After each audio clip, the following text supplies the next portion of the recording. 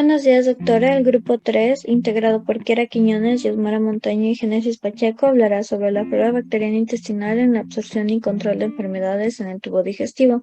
Primeramente, ¿qué es la flora bacteriana intestinal o microflora intestinal? Esta se la considera como un órgano que se adquiere después del nacimiento. Está compuesta por una gran diversidad de bacterias que cumplen múltiples funciones. Tanto su composición como sus funciones están influenciadas por factores externos como el ambiente y la nutrición, entre otros.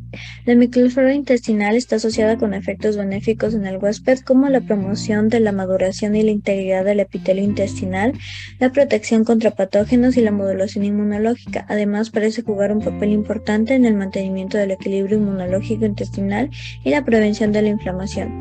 Con respecto a su composición, tenemos que la prevalencia de las bacterias en las diferentes partes del tracto gastrointestinal depende del pH, el peristaltismo, las propiedades de adhesión bacteriana, la secreción de mucina que contiene inmunoglobinas, la disponibilidad de nutrientes, la dieta y el antagonismo bacteriano, entre otras. En la tabla 1 podemos ver factores que intervienen en la composición de la flora y en la tabla 2 a los microorganismos requeridos para la estabilidad del ecosistema. Aunque predominan las bacterias, también están presentes las arqueas y las eucariotas. De acuerdo con la actividad metabólica, las bacterias presentes en la microflora bacteriana intestinal de los adultos puede dividirse en tres grupos: bacterias productoras de ácido láctico, bacterias de putrefacción y otros tipos de microorganismos. En la tabla 3 podemos ver tipos de microorganismos en la secreción gástrica que se dividen en lactobacillus y streptococcus. Ahora, el ácido clorhídrico y las secreciones biliares y pancreáticas impiden la colonización del estómago y el intestino delgado proximal por la mayoría de las bacterias, donde la concentración bacteriana varía entre los diferentes segmentos. La densidad bacteriana aumenta en la parte distal del intestino delgado, en el yeyuno, y en el intestino grueso se eleva considerablemente. Los 2/3 superiores del intestino delgado, o sea el duodeno y el yeyuno, tienen una baja concentración de microorganismos. Estudios han demostrado especies de gram positivos como los lactobacillus y streptococcus como los predominantes en esta zona, mientras que en zonas más distales son los anaerobios y los gram negativos. La microflora del ileum se asemeja a su gran mayoría a la del colon debido al paso de microorganismos del ciego a través de la válvula ileocecal, causando un aumento de la carga bacteriana. En la tabla 4 podemos ver la distribución en el duodeno y yeyuno proximal y en el yeyuno distal e ileum. Ahora, con respecto al intestino grueso, desde el ciego hasta el recto, contiene más de 500 géneros de bacterias. La microflora del colon está compuesta en especial por anaerobios en un 99.9%. A pesar de múltiples factores que pueden influenciar la composición y la distribución de la flora bacteriana, bajo condiciones normales el ecosistema se mantiene en equilibrio, eliminando así posibles patógenos que alteran su composición normal. En la tabla 5 podemos ver a los microorganismos en el intestino grueso. Y finalmente, con respecto a sus funciones, estas vamos a dividirlas en tres: funciones metabólicas, de protección y tróficas. Las metabólicas, tenemos que la flora entérica metaboliza los sustratos o residuos dietéticos no digeribles, el moco endógeno y los detritus celulares. Constituye una fuente de energía importante en la proliferación bacteriana y además produce ácidos grasos de cadena corta que el anfitrión puede absorber. Esto se traduce en recuperación de energía de la dieta y favorece la absorción de iones como el calcio, el magnesio y el hierro en el ciego. Las funciones metabólicas también incluyen la producción de vitaminas como la vitamina K, la B12, la biotina y el ácido fólico, y la síntesis de aminoácidos a partir del amoníaco o la urea. En cuanto a la función de protección, la función defensiva de la microflora incluye el efecto de barrera por el que las bacterias que ocupan un espacio o nicho ecológico impiden la implantación de bacterias extrañas al ecosistema. El efecto de bacterias se debe a la capacidad de ciertas bacterias para segregar sustancias antimicrobianas que inhiben la proliferación de otras bacterias, y también a la competición entre bacterias por los recursos del sistema, ya sean nutrientes o espacios ecológicos. En cuanto a las funciones tróficas, tenemos que las bacterias intestinales pueden controlar la proliferación y diferenciación de las células epiteliales. La diferenciación celular en el epitelio está sumamente influida por la interacción con los microorganismos residentes, como se demuestra por la expresión de una diversidad de genes en los animales monoasociados a cepas bacterianas específicas, por ejemplo. Las bacterias también desempeñan un papel esencial en el desarrollo del sistema inmunitario. Microbiota intestinal y sistema inmune. Para la perfecta homeostasis, el sistema tiene que distinguir claramente entre patógenos potenciales, de un lado, y microbios comensales en simbiosis con el anfitrión por el otro. La célula epitelial juega un papel muy importante en la logística del sistema inmune. Su posición en primera línea y en contacto con la luz intestinal es crucial para el reconocimiento inicial de las moléculas foráneas y para la generación de señales que se transmiten a las células inmunocompetentes del tejido subyacente.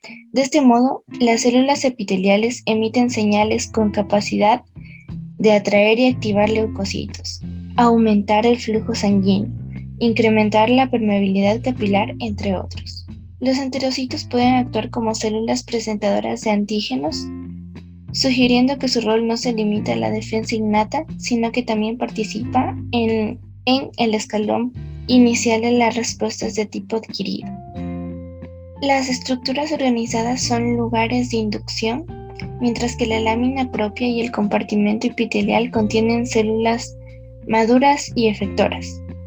Las células T reguladoras juegan un papel central en la inmunotolerancia porque segregan citoquinas reguladoras de carácter antiinflamatorio en respuesta a antígenos que se reconocen como comensales y no patógenos.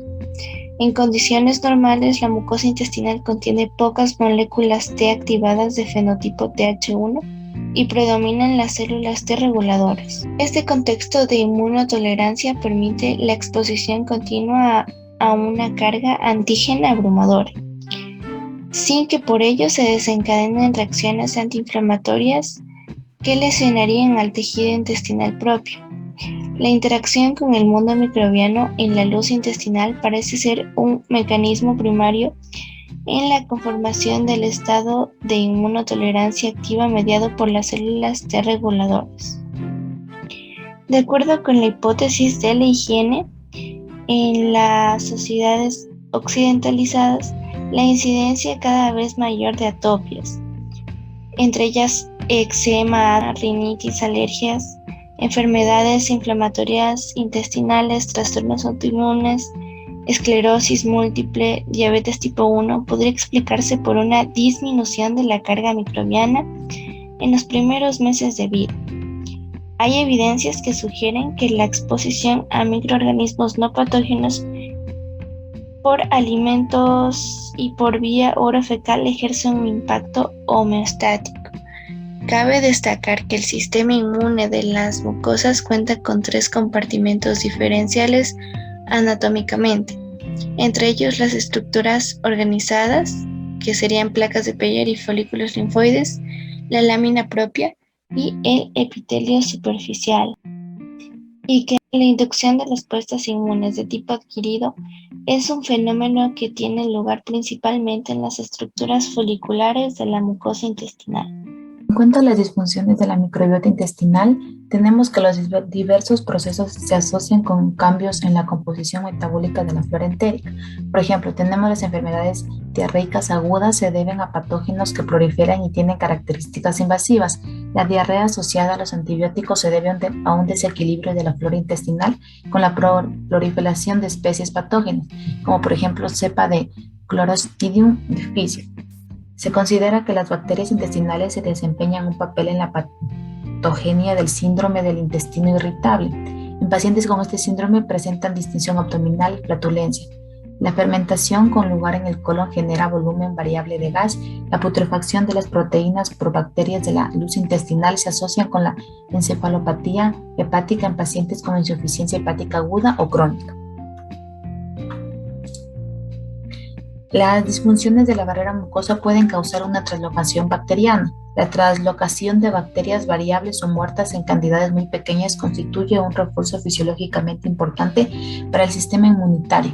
La disfunción de la barrera mucosa intestinal puede traducirse en la translocación de una cantidad considerable de microorganismos viables, sobre todo de género aeróbico y fenotipo gram negativo. Después de cruzar la barrera epitelial, las bacterias alcanzan áreas extraintestinales a través de conductos linfáticos, infectando ganglios linfáticos, mesentéricos, hígado y también el vaso. En situaciones graves, las bacterias entéricas pueden diseminarse en el organismo provocando septicemia, shock y fallo multiorgánico. La translocación bacteriana grave puede producirse en situaciones de hemorragia aguda, quemaduras, traumatismos, isquemia intestinal, obstrucción intestinal, pancreatitis grave, insuficiencia hepática, entre otros. En cuanto a los mecanismos que favorecen a la translocación bacteriana, son tres. Primero, la proliferación bacteriana en el intestino delgado. También tenemos el aumento de la permeabilidad de la barrera mucosa intestinal, deficiencia en la defensa inmune del huésped. Las bacterias intestinales desempeñan un papel en la iniciación del cáncer de colon a través de formación de productos de carcinógenos, consecuencia de la genotoxicidad de productos generados en la luz del intestino. Datos epidemiológicos sugieren que factores que se asocian a la dieta desempeñan un papel importante en el desarrollo de cáncer de colon. El consumo de grasa animal, carnes rojas, procesadas se asocian a riesgos más elevados, mientras que el consumo de frutas y verduras, pescado y calcio se asocian a una disminución del riesgo. La influencia de la dieta en el proceso carcinógeno parece estar mediada por cambios en la actividad metabólica de la microbiota colónica, que se dispone a enfermedades inflamatorias intestinales. En la enfermedad de Crohn y la colitis ulcerosa, como podemos ver en la imagen, existe una activación anómala del sistema inmunitario de la mucosa frente a elementos de la microbiota entérica. Esta respuesta aberrante parece ser el acontecimiento clave que desencadena los mecanismos inflamatorios que dan lugar a la lesión intestinal. En los pacientes se detecta un aumento de la secreción mucosa de anticuerpos IgG contra las bacterias comensales y los linfocitos T de la mucosa, que son hiperactivos frente a los anticuerpos de la flora común, lo que sigue la abolición de los mecanismos de tolerancia local. En pacientes con enfermedades de Crohn, la derivación del flujo fecal consigue remisión de las lesiones, mientras que la infusión del contenido intestinal en los segmentos ileales excluidos reactiva la enfermedad. En la colitis ulcerosa, en cambio, el tratamiento a corto plazo en comprimidos con recubierto entérico reduce la actividad inflamatoria. Esa es la bibliografía donde hemos sacado nuestra información. Y muchas gracias por su atención.